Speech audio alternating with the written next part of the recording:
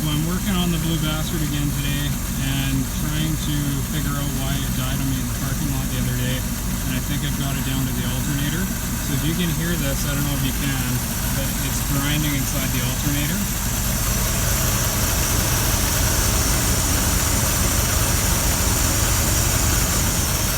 So I think the brushes or whatever inside there is worn out, and on top of that it's only putting out like less than 12 volts instead of 14.2.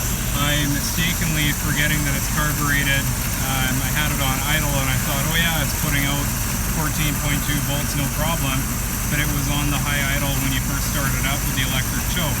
So as soon as I kicked the choke down, it was at around 12. Now this battery is also about 6 years old too, so there is that.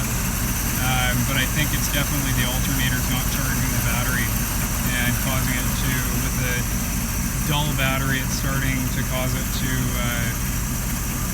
stutter and stuff and eventually die on me when I try to restart it after driving short periods of time and not really being on the throttle to charge it up. So that's getting replaced. I'll try to show you the voltage too if I can. All one-handed.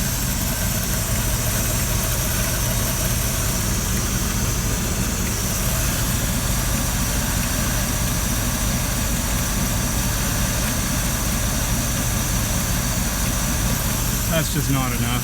That's not good enough.